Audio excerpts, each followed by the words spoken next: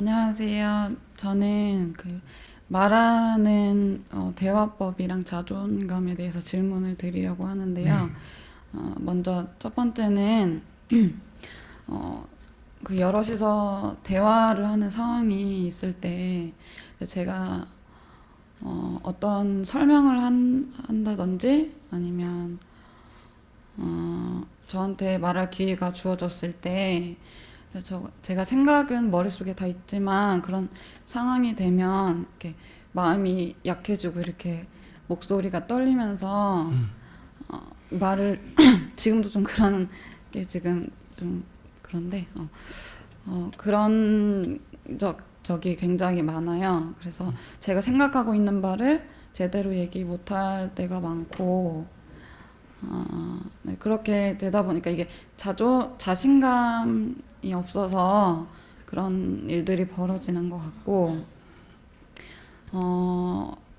저의 어떤 행동에 있어서 상대방이 너 이렇게 하는 거는 안 좋지 않을까라든지 이렇게 부정적으로 얘기를 할 때, 저는 이러이러해서 이런 행동을 했습니다. 이게 정당하게 상황 설명을 해야 상대방도 오해를 하지 않는데, 이제 일단 마음이 약해지고 그리고 상대방이 막 이렇게 윽박지르듯이 할 때도 있잖아요. 대화를 하다 보면 그럴 때는 이제 눈물부터 나는 거예요. 마음이 약해지면서. 그래서 해야 될 말을 못해서 상대방이 오히려 오해를 하고 이제 그 상황이 넘어가는 그런 경우도 있어서 그런 부분이 속상해서 어떻게 하면 마음이 좀 강해질 수 있을지, 내가 생각하고 있는 그런 것들을 어떻게 당당하게 얘기할 수 있을지 첫 번째 질문이고요. 두 번째는 하지 말고 또 잊어본다.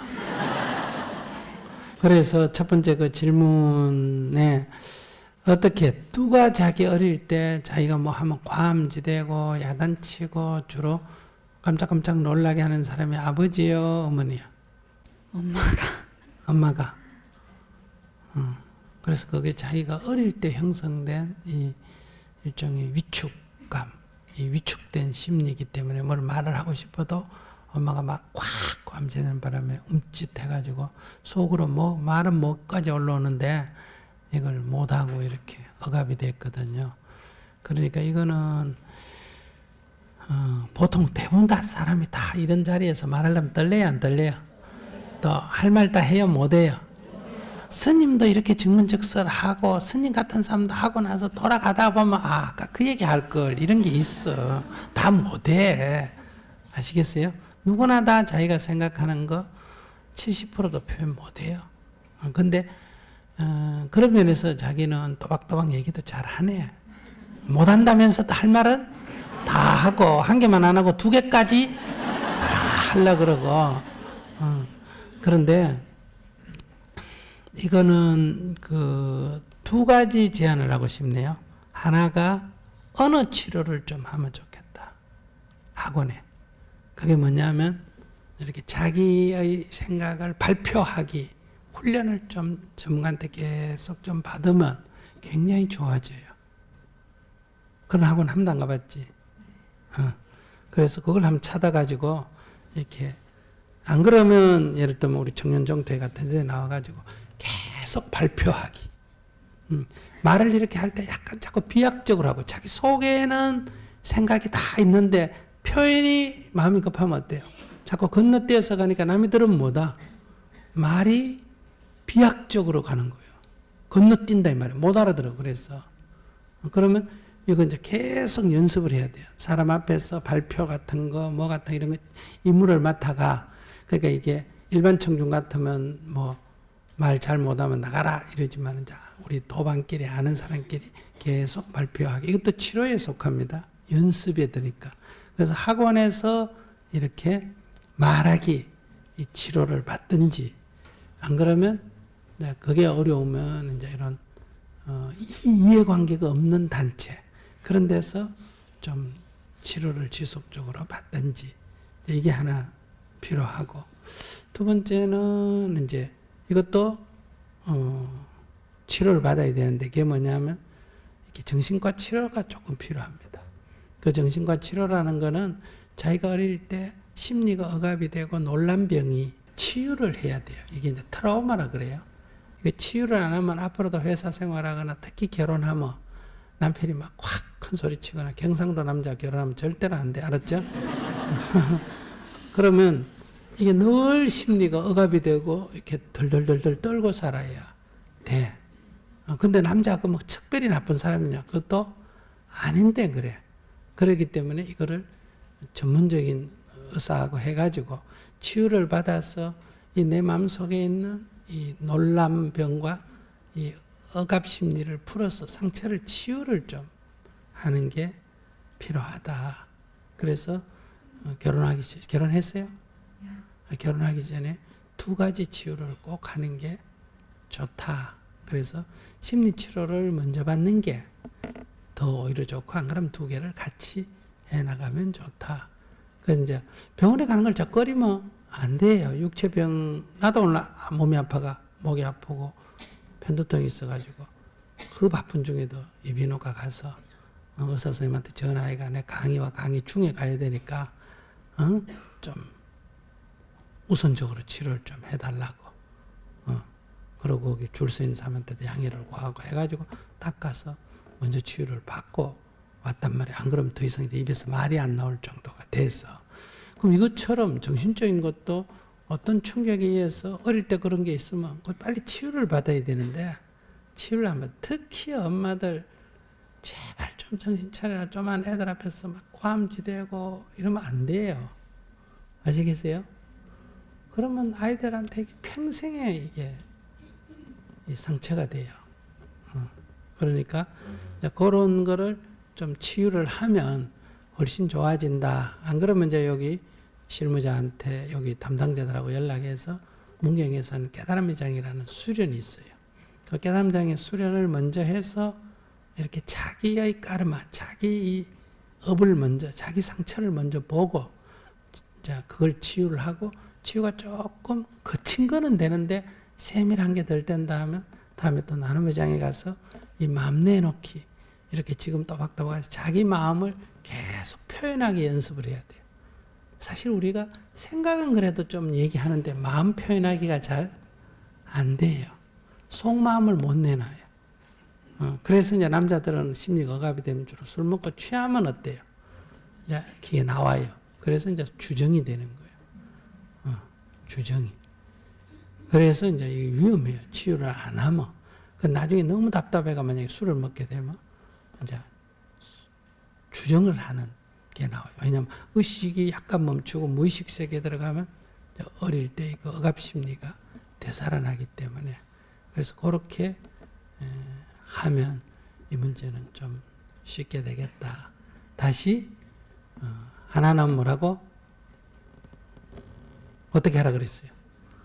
학원에 가서 네, 치료를 받는. 그러니까 학원에 가서 치료를 받는 건 심리 치료 아니에요. 무슨 치료? 언어 치료. 그러니까 말하기 연습하는 치료. 이거고. 그 다음에 학원에 안 가려면 이런 수행단체에 와서 편안한 사람들끼리 모여서 계속 말하기 연습을 한다. 또 하나의 치료는 심리 치료를 해야 되는데, 이거는 정신과사하고 상담 치료를 통해서 과거에 내가 어릴 때 입었던 상처를 치유하기.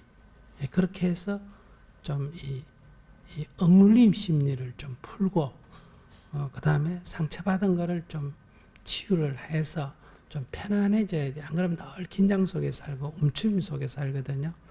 이제 그거를 병원에 가는 거를 안 하려고 그러면 이제 수련원에 와서 깨달음장을 하고 나눔의 장을 하면서 자가 치료를 해 나가야 돼요. 근데 조금 심하면 이제 병원 치료를 먼저 하는 게 좋고, 심하지 않으면 이제 이 수행을 통한 치유도 괜찮습니다. 그렇게 해 나가면 자기 극복, 지금 자기가 갖고 있는 그런 문제를 좀 잘 풀어낼 수 있지 않겠나 싶네요.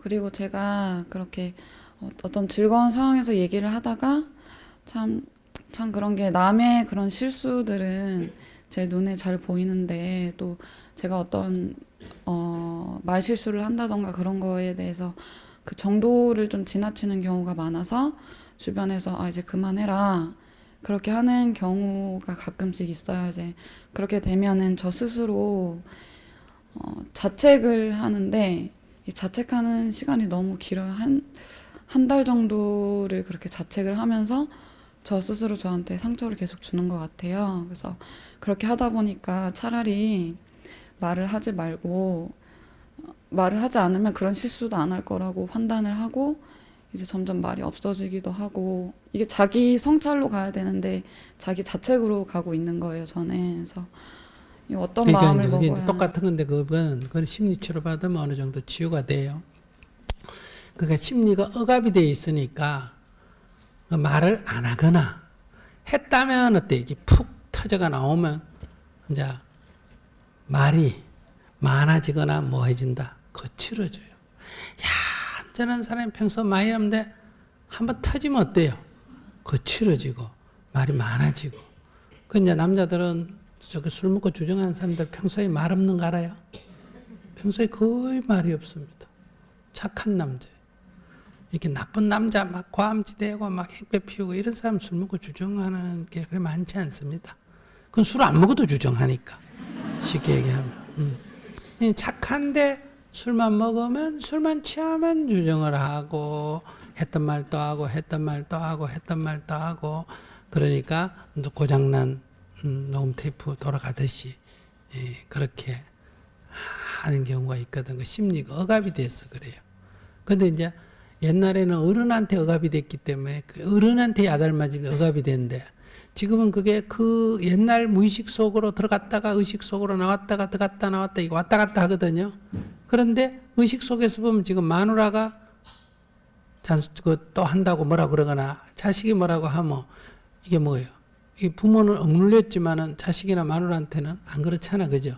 그러니까 막 성질내가 이제 집어 던지고 행패를 피우고 이렇게 나타나는. 근데 술만 깨면 또 그렇게 착할 수가 없어. 그래서 여자들이 살아야 되나 말아야 되나 망설이는 거예요.